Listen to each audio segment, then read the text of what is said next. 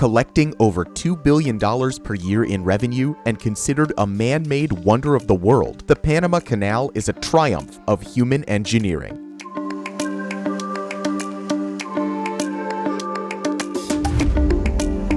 It was constructed in one of the most unforgiving environments imaginable, crossing through 80 kilometers of dense tropical rainforest, full of poisonous spiders, insects, and mosquitoes that carry deadly diseases. More than 25,000 people lost their lives during the construction of the Panama Canal.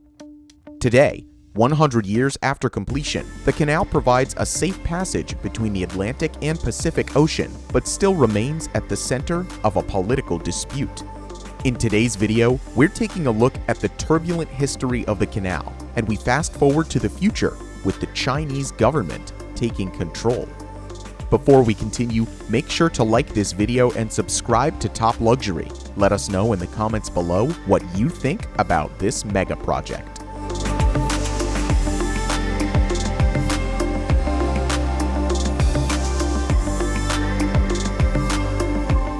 People have dreamt about building the canal ever since the early 16th century. In that time, a ship that traveled from east to the west coast of the American continent had to go around Cape Horn in South America, a journey of 15,000 kilometers that takes almost 2 months to complete. Being the owner of a canal that circumvents this journey would be an economic and political gold mine. Every ship could be charged a toll, and you would virtually control international freight on this side of the world. As it turned out, not only the benefits are overwhelming, but also the construction. The project was attempted by several countries, and several countries had failed. It almost caused a war between two countries, and thousands of people died. And we're about to do it again, but we'll get to that later. The story of the construction of the Panama Canal starts in the 16th century with an adventurous Spanish explorer, Vasco Núñez de Balboa. He was the first European to discover that Panama was just a slim land bridge separating the world's two largest oceans. He worked out how the canal could be constructed and proposed the idea to Charles V, the King of Spain. He ordered a survey to determine if the plans would be feasible, but they quickly came to the conclusion that it was impossible to realize. It took 300 years before the idea resurfaced, this time in the mind of an ambitious Frenchman. The French had just completed the construction of another mega project that was deemed impossible, the Suez Canal.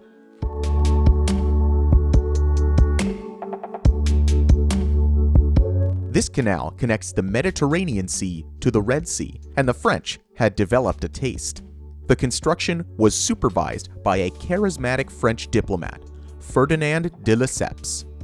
De Lesseps got his hands on the initial design for the canal in Panama and estimated that it would be easier than the Suez.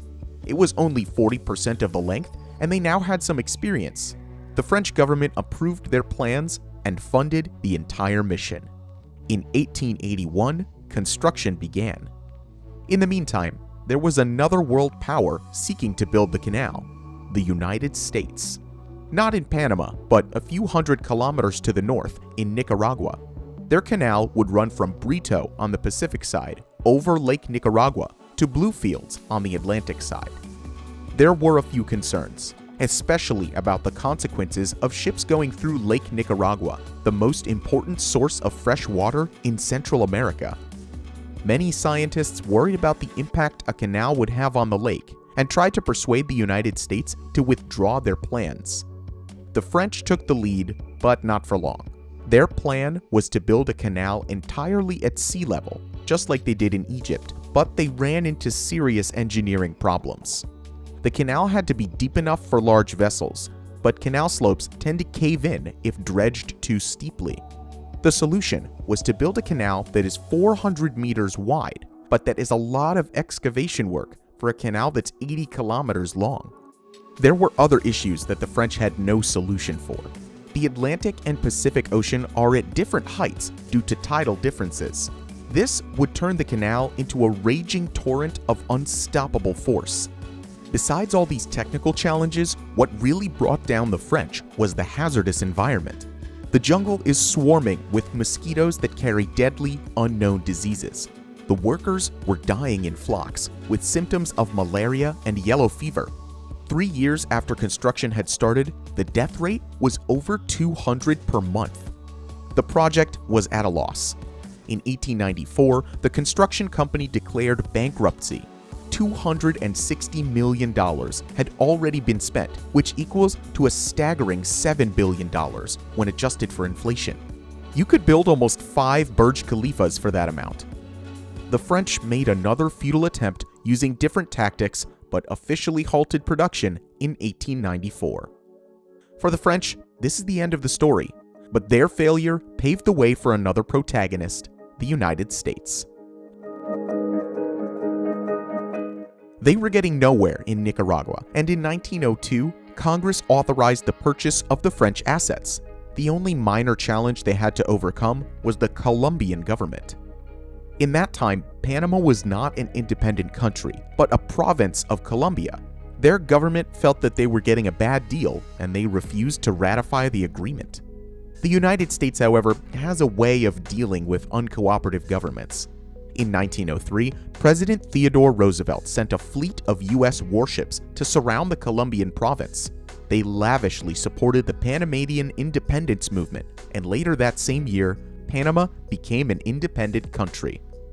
The U.S. made a deal with the newly installed government to guarantee their independence. They provided a one-time payment of $10 million and an annual stipend of $250,000. In return, they would receive the unrestricted rights to build and monetize the canal. The U.S. designed a canal using a lock system, devices used for raising and lowering ships between water at different levels. This approach saved the United States a lot of excavation work, and construction got into high gear. 40,000 people worked on the canal every day. The U.S. workers were also pestered by tropical diseases, but this time, scientists understood better what the role of mosquitoes was as a carrier of disease. They took several preventive measures, but still, 5,600 workers found their death under U.S. supervision. After decades of hard work, thousands of human lives lost. On August 15, 1914, the canal was finally opened. Every vessel that transits through the canal now has to pay a toll. This is based on the size of the ship and its cargo, and it can nowadays run up to $450,000 for one single passage. On average, there are 9,000 ships that make this passage every year. Business is booming, and the money is rolling in. The Panama Canal became a landmark project and the pride of U.S. engineering. It cost them a total of $375 million to build, close to $10 billion when adjusted for inflation. They paid an additional $40 million to the French and $10 million to the Panamanian government. It was the most expensive U.S. construction project at the time. The control over the canal was transferred to the Panamanian people in 1999 under the administration of Bill Clinton. The decision followed several decades of riots and protests against the involvement of the United States in their national politics. The Panama Canal continues to be subjected to international criticism and concern. Some critics have voiced their concern about the dependence of the Panamanian government and their stakeholders, and how they are able to exert influence on international sea travel. There's also growing concern in the West about the involvement of China. The Chinese company Landbridge Group signed a $900 million deal to control the Margarita Island port, Panama's largest port, situated at the canal's entrance to the Atlantic Ocean. The Landbridge Group is a private company, but they have close ties to the Chinese Communist Party. They have cooperated with the Chinese military in the past, and their board is largely made up of ex-government officials. In addition, the Chinese have approved plans to build a new canal that would run through Nicaragua, as the U.S. had attempted 130 years earlier. A team of hotshot lawyers and businessmen from China have made a deal with the Nicaraguan government to build their canal for a mesmerizing $40 billion. The plans have already been approved and financed, and they're ready to go. If you remember correctly, the original plans for a canal in Nicaragua were opposed by the scientists who were concerned about the consequences on the environment, and these concerns still hold. It seems likely that the Panama Canal will keep expanding to sustain our growing demand for consumer goods and on the stage of global politics. What do you think about the Panama Canal? Let us know in the comments below. If you enjoyed this video, make sure to hit the like button and subscribe to Top Luxury. Thank you for watching, and we'll see you in the next video.